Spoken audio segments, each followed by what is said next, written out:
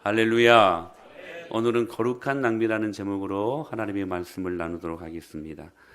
1956년 미국 전역을 큰 충격으로 몰아넣었던 선교사적으로도 굉장히 중요한 사건이 하나 일어납니다. 바로 짐 엘리엇 선교사와 그 일행의 순교 사건입니다. 이 짐 엘리엇 선교사님은 글을 매우 잘 쓰는 작가였고 재능 있는 설교자였고 교사였습니다. 미국의 명문 휘튼 대학 재학 시절 그는 지도력 있는 학생이었는데 운동도 잘해가지고 레슬링의 챔피언이었고 그 학교의 스타였습니다. 그의 친구들 중 많은 이들은 이렇게 수석으로 졸업한 엘리엇이 그의 탁월한 영적인 은사를 미국에서 교회 개척 사역에 집중하리라 믿어 의심치 않았던 사람이었습니다. 그러나 이 엘리엇은 사람의 뜻을 구하지 않고 하나님의 뜻을 구하기 시작합니다.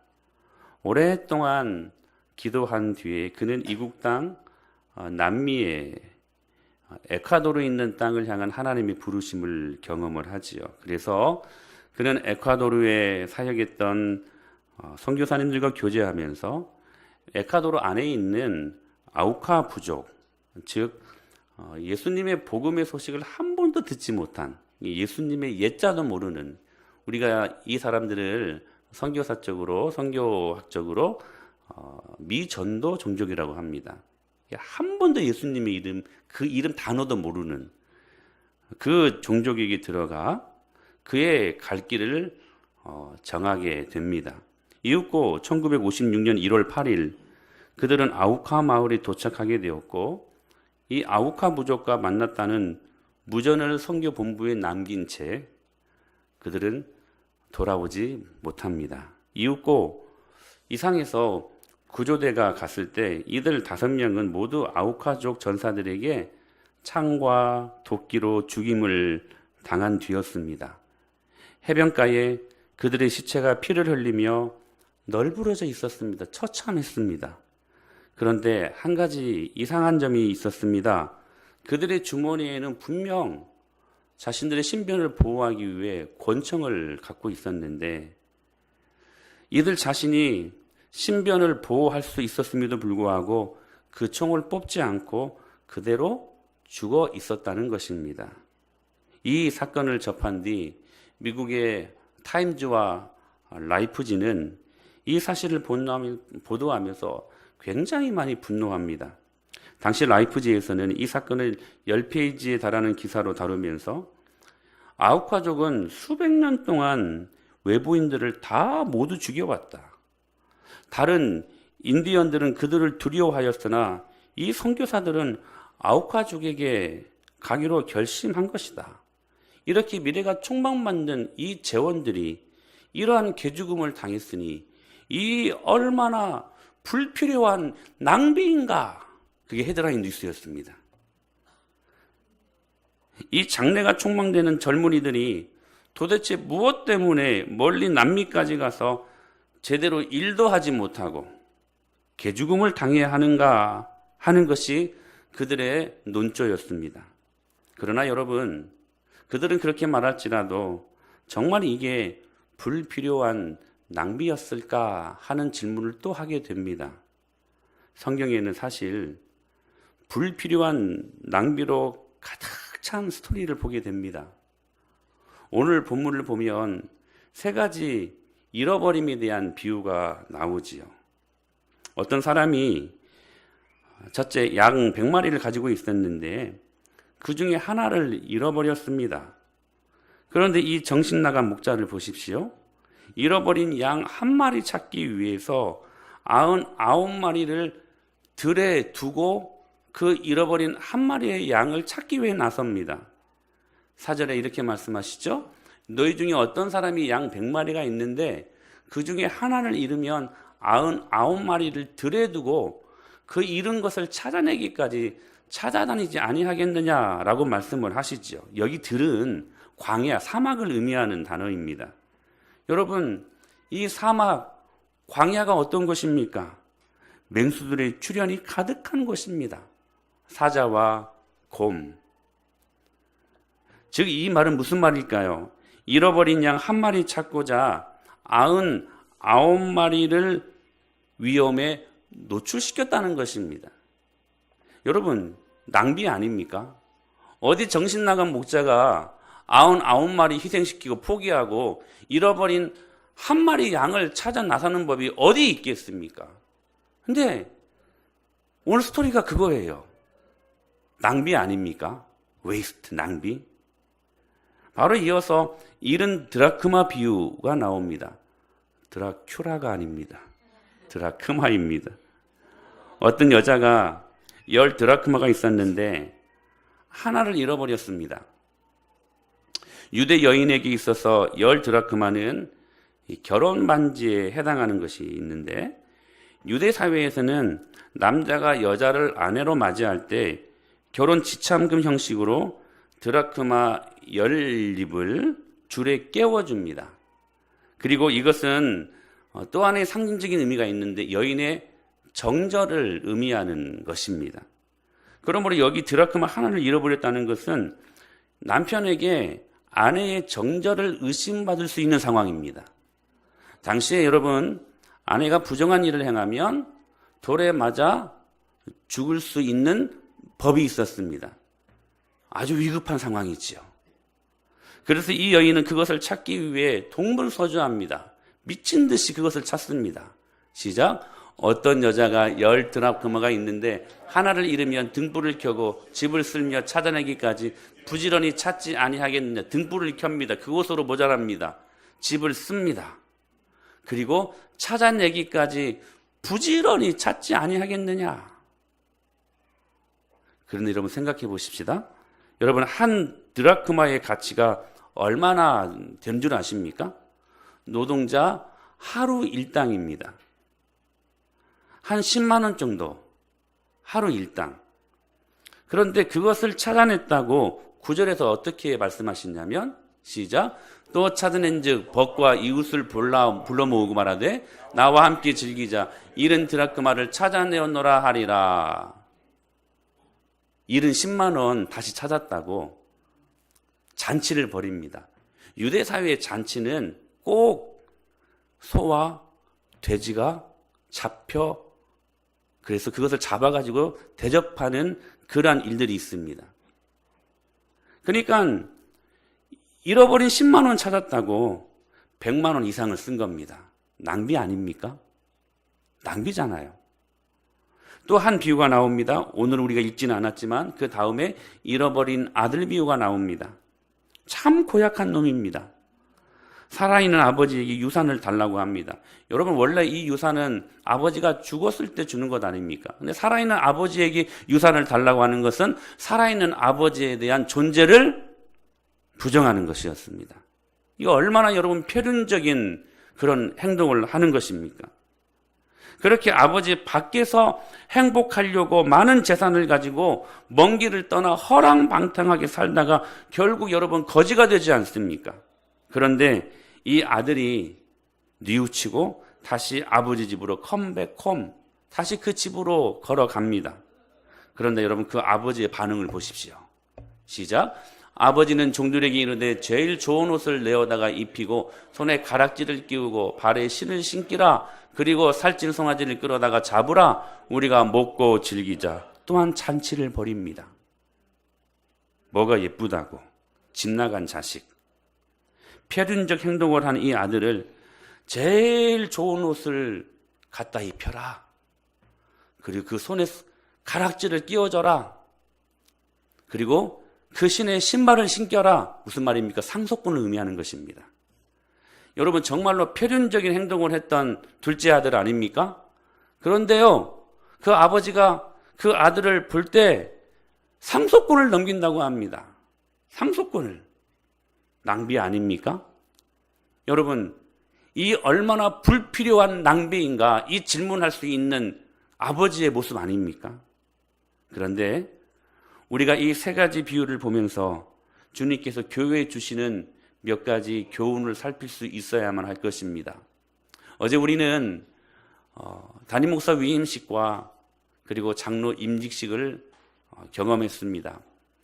하나님께서 얼마나 큰 은혜를 주셨는지 사무적인 기계적인 임직식이 아니라 굉장히 감동이 있는 임직식, 위임식이었습니다. 하나님이 참 귀한 축복을 허락하셨음을 믿습니다. 그러면서 한 교회의 위임 목사로 하나님의 교회가 어떻게 존재해야 될 것인가를 참 많이 고민해왔고 또 이 말씀을 보면서 다시 한번 되새기는 시간을 갖게 되었습니다. 우리 같이 오늘 이 말씀 앞에 하나님이 정말로 원하시는 교회 모습이 어떤 교회일까? 이 세 가지 비유의 말씀을 살피면서 저와 여러분들이 하나 될 수 있는 시간 될 수 있게 되기를 축복합니다. 첫째, 교회의 존재 방식은 효율성에 있지 않다는 것입니다. 자본주의 시대를 살고 있는 우리에게 이해타산은 어찌 보면 진리라고 생각할 것입니다. 이해타산이 맞아야 됩니다. 사업을 하고 장사를 할 때에도 이해타산이 맞아야 하지요. 그런데 교회는 그렇게 존재하는 것이 결코 아니라는 사실입니다. 결코 교회는 효율성에 그 정답이 있지 않다는 것입니다. 한 마리 찾는다고 99마리를 위험에 노출시키는 게 여러분 이게 말이 됩니까? 효율적인 측면에서 효율성 제로입니다. 한 마리 얻는다고 99마리를 포기하는 거 여러분 효율성 제로입니다.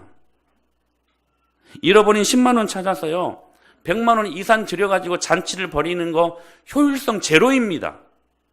망나니 아들을 뭐가 예쁘다고 아버지의 모든 상속권을 다 넘겨줍니까? 효율성 제로입니다.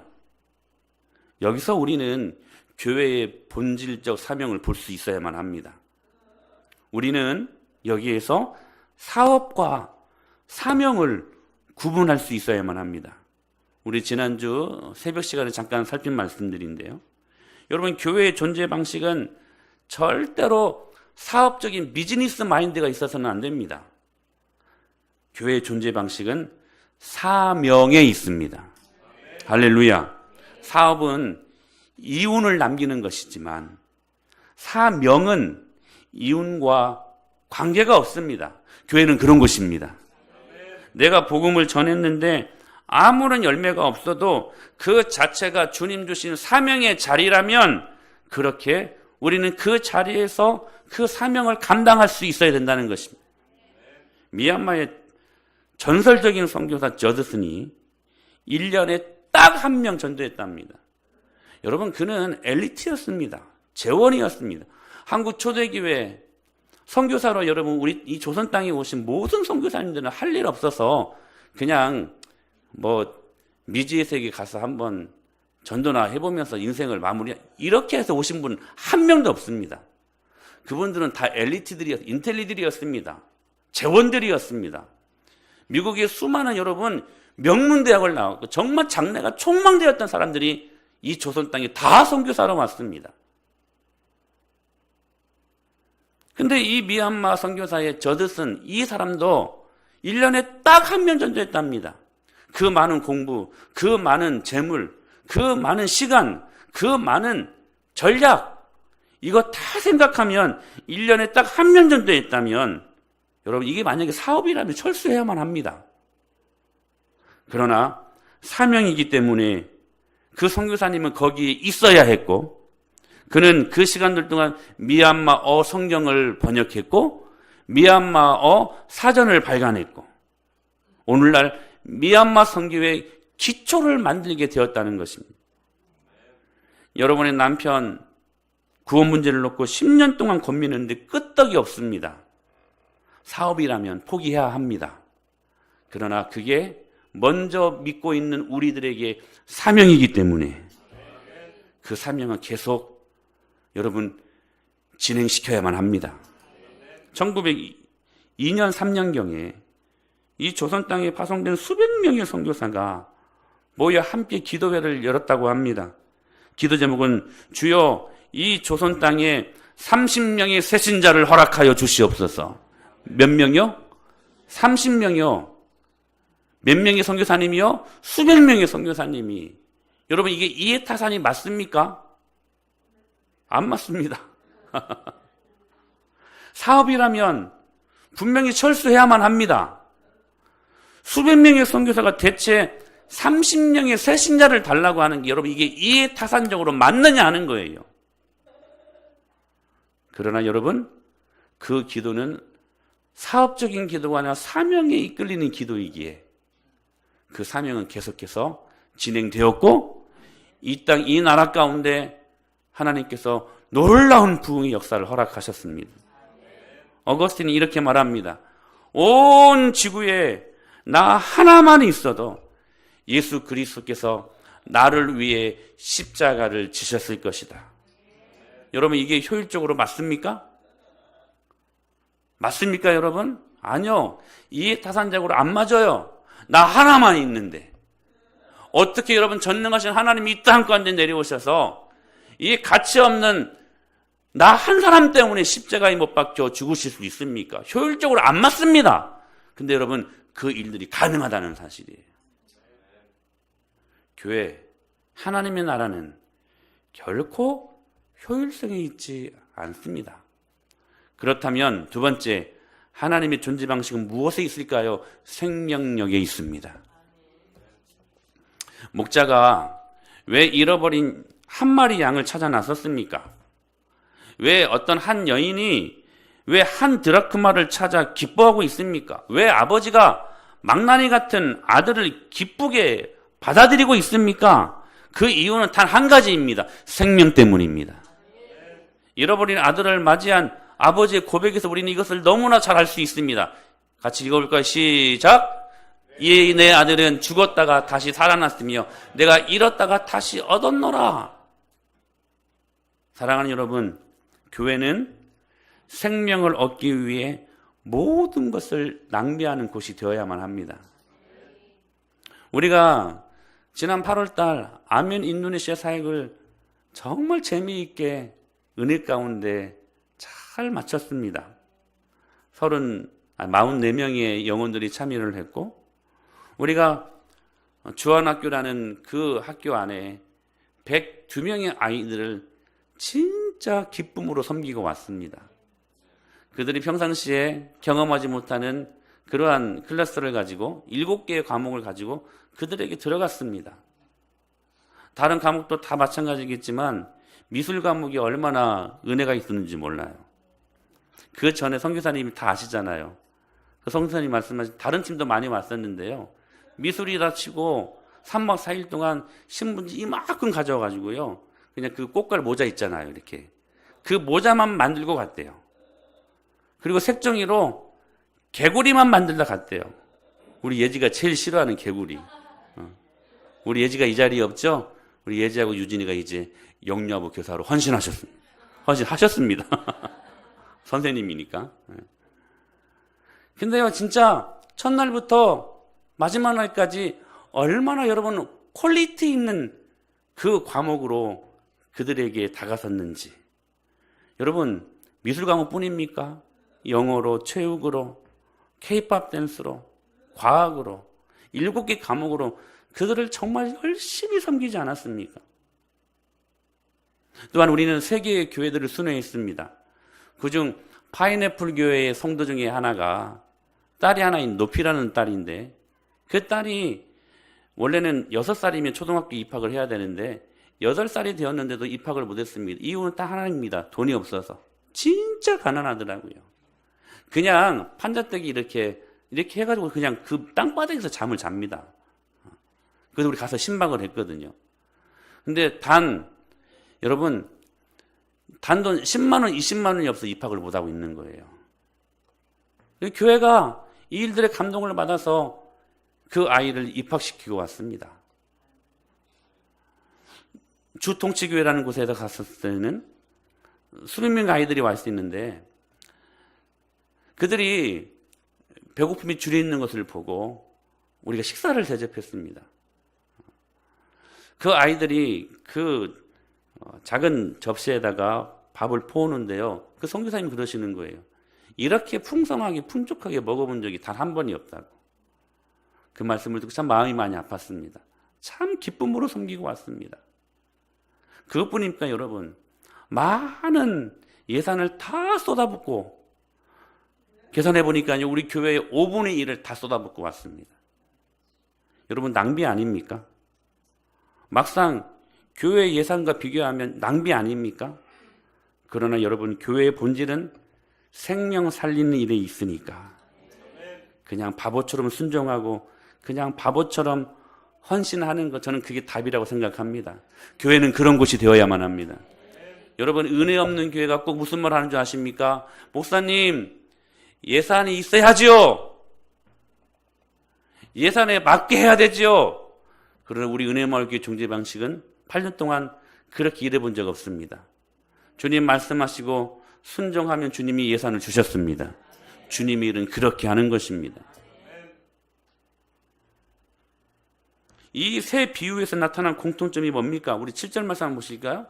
한번 공통점을 찾아보십시다. 시작. 내가 너에게 이르노니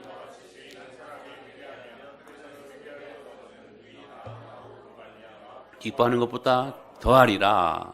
여기 지금 잃은 양 한 마리를 찾았을 때에 무엇이 일어났어요? 기쁨이 일어났어요. 자, 그 다음에 시작. 내가 너에게 이르노니 이와 같이 죄인 한 사람이 회개하면 하나님의 사자들 앞에 기쁨이 되니라. 기쁨이 되니라. 한 드라크마를 찾고 난 다음에 일어났던 기쁨 말입니다.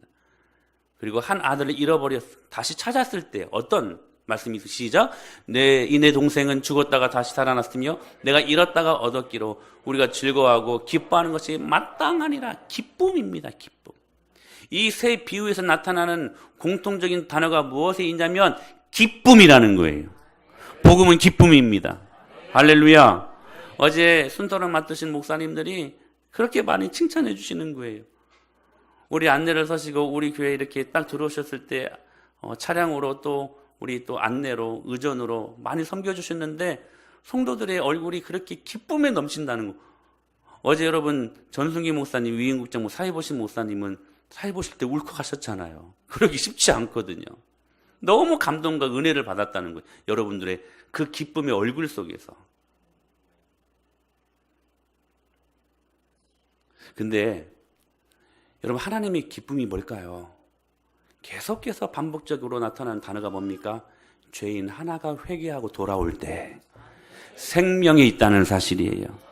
그 생명 하나가 구원받을 수 있다면 그것보다 더한 낭비 할 수 있다는 것입니다. 그러므로 주께서 기뻐할 일을 하는 게 교회가 존재하는 이유입니다. 이 일을 위해 우리는 거룩한 낭비를 계속해서 해야 될 것을 믿습니다. 에베소서 5장 10절에 이렇게 말씀하시죠. 시작. 주를 기쁘시게 할 것이 무엇인가 시험하여 보라. 성경에 하나님이 우리의 믿음을 테스트하시지 우리가 주님을 테스트하라는 말씀이 이게 사실 안 맞는 말씀입니다. 근데 딱 두 구절 나와 있습니다. 말라기에 11절을 통하여 너희들에게 복을 주시지 아니하는 한번 시험하여 보라. 우리가 하나님을 테스트하라는 거예요. 또 한 말씀 이거예요. 주님을 기쁘시게 할 것이 무엇인가 하나님을 테스트해 보라는 거예요. 무슨 말씀입니까? 주님 기쁘시게 하면 주님이 우리에게 복 주신다는 거예요. 그러므로 하나님의 교회는 주님 기쁘시게 해야 합니다. 그래서 여러분, 주님을 기쁘시게 할 것이 무엇인가 날마다 연구하고 할렐루야 묵상하고 날마다 그 주님의 능력을 바라볼 수 있어야만 한다는 사실이. 무엇이 주님을 기쁘게 하느냐? 한 영혼이 생명을 얻을 때. 여러분, 우리 이 일을 위해 기쁨으로 헌신할 수 있게 되기를 축복합니다. 그러면서 한결같이 목사님들이 해주시는 말씀이 은혜마을교회는 강소교회다 말씀해 주시더라고요. 저 참 감사했습니다. 성령님께서 칭찬해 주시는 말씀으로 믿고 위로받았습니다. 작지만 강한 교회. 주님이 원하시는 모습 아닐까요? 여러분, 그 교회 계속 만들어 가십시다. 드디어 어제 위임식과 장로 임직식을 통하여서 당회가 조직되었습니다. 제가 비로소 당회장이 되었습니다. 그러나 어떤 자리 때문에 기쁜 게 아니라 그 당회를 통하여서 하나님의 능력의 말씀이 그리고 영생의 축복이 성도들에게 흘러갈 거 생각하니까 너무 기쁘더라고요. 사랑하는 여러분, 이후로 이 당회는, 은혜마을교회 당회는 이 일을 위해 집중하게 될 것입니다. 한 영혼을 살리는 그 일들, 거룩하고 하나님이 기뻐하는 당회될 수 있도록 여러분 기도해 주시기를 바랍니다. 세 번째, 교회의 존재 방식은 은혜에 있습니다. 여러분, 하나님의 교회가 효율성이 있지 않다. 왜 효율성이 있지 않는가? 생명 하나를 얻어내려면 이런 거 따지면 안 된다. 그러면서 주님께서 하시는 말씀이 뭐냐면 하나님의 교회가 은혜가 있어야 된다고 말씀하십니다. 은혜가 있어야 이 일들이 가능하다는 거예요. 은혜 없으면요, 효율성 따집니다. 목사님, 교회가요, 수입 대비 지출 맞아야 되지 않겠습니까? 여러분, 만약에 그거 따졌다면 두란노부 우리 얻지 못했을 것입니다. 그거 따졌다면 여러분, 우리 수많은 사역들, 아울리치 사역들 하지 못했을 것입니다. 그래서 필요한 게 뭐냐? 은혜입니다. 사랑하는 여러분, 곰곰이 오늘 이 세 가지 비유를 한번 묵상해 보십시오. 우리가 다 그 잃어버린 한 마리 양 아니었습니까? 그럼 은혜지, 이게. 그게 은혜지. 여러분, 우리가 다 그 잃어버린 한 드라크마 아니었습니까? 그러니까 이걸 생각하면 이게 은혜이지요. 우리가 다 그 잃어버린 둘째 아들 아니었습니까? 이거 생각하면 우리 안에 은혜가 일어나는 것이죠. 은혜가. 나 하나 살리려고 주님이 효율성을 포기하고 나 하나의 생명 건지시려고 주님이 이 모든 일들을 은혜로 감당하셨다는 사실입니다. 그러므로 교회는 은혜로 존재하는 곳입니다. 우리 은혜마을교회는 하나님의 은혜로 풍성한 교회가 되어야 할 것을 믿습니다.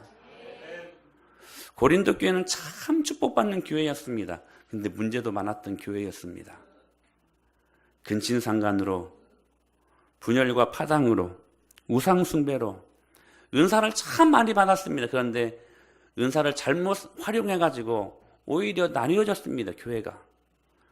그런데 이 비참한 비보를 받고 이 고린도 교회를 바울이 개척하지 않았습니까? 그 문제를 풀어가는 사도 바울의 모습이 좀 이상합니다. 왜냐하면 그 문제를 만약에 풀어간다면, 근친상간의 문제라면 그 문제에 대해서는 이렇게 해결해야 된다. 조목조목 분열과 파당의 문제라면 이렇게 해결해야 된다. 우상숭배의 문제라면 이렇게 해결해야 된다라고 말해놓는 것이 여러분 정답 아닙니까? 그런데 그 대응책을 말하지 않습니다. 돌연 생뚱맞은 뜬금포를 던집니다. 바로 십자가를 갑자기 말하는 거예요. 십자가와 이 고린도 교회의 수많은 문제들과 무슨 상관이 있기에, 이 모든 문제를 해결하는 해결책은 안 주고 왜 십자가를 갑자기 바울은 들고 나왔을까? 이렇게 말합니다. 시작. 내가 너희 중에서 예수 그리스도와 그가 십자가에 못 박히신 것 외에는 아무것도 알지 아니하기로 작정하였노라. 십자가를 갑자기 뜬금포를 여러분 던집니다. 바울이 바라보았던 고린도 교회의 그 수많은 문제가 십자가의 은혜를 잃어버렸기 때문에 생겨난 문제라고 바울은 정확하게 봤던 것입니다. 그리고 너희들이 이 문제를 해결받기 위해서는 다시 십자가의 은혜를 회복해야 된다. 십자가의 은혜가 그들의 파당과 분열과 근친상간, 우상숭배, 은사활용의 남용, 수많은 문제들을 눈녹이듯이 녹일 수 있는 유일한 방법으로 바울은 봤던 것입니다. 사랑하는 여러분, 그 십자가의 은혜가 우리 인생 가운데 임하기를 간절히 축원합니다. 계산될 수 없고 예측할 수 없는 하나님의 크신 은혜가 오늘 우리 가운데 임하기를 간절히 소망합니다. 그러므로 거룩한 낭비는 은혜입니다. 그 거룩한 낭비가 있었기 때문에 저와 여러분들이 구원받는 것 아닙니까? 그 거룩한 낭비의 가장 큰 수혜자는 바로 저와 여러분들입니다. 짐 엘리엇과 그 친구들의 남은 이야기입니다.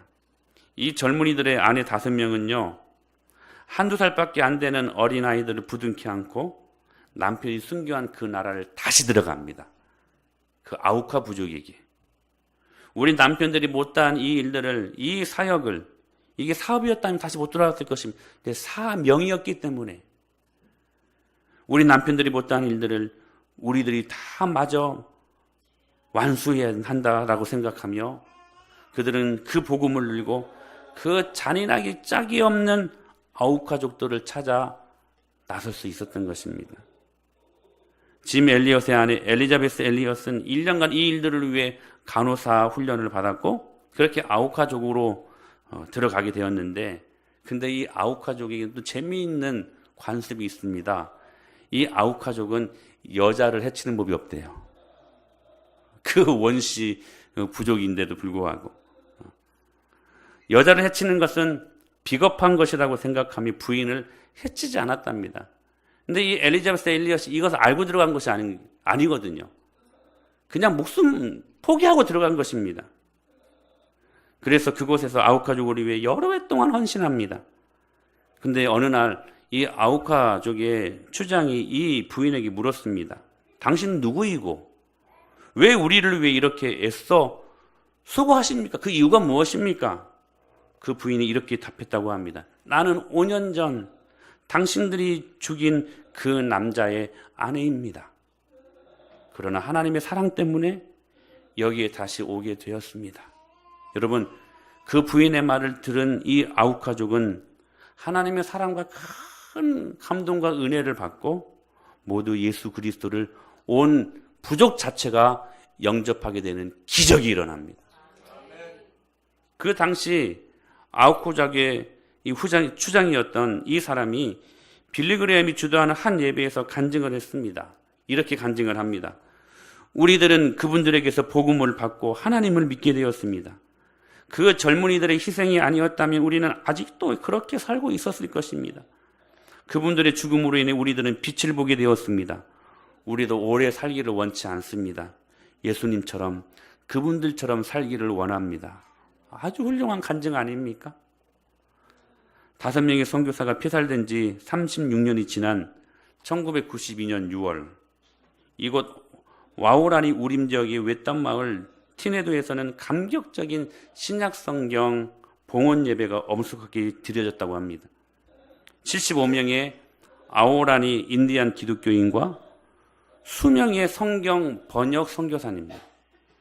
봉헌 예배에 참석하기 위해 온 손님들이 함께한 예배에서는 와오라니로 어로 번역된 이 신약성경을 와오라니, 발음이 좀 어려워요. 와오라니 기독교 지도자가 잔잔히 읽어 내려갔다고 합니다. 예배에 참석한 와오라니 인디안 기독교인들 가운데 3명은 이 5명의 선교사님을 죽인 그 살해한 일에 직접 참여한 그런 사람들이었다고 합니다.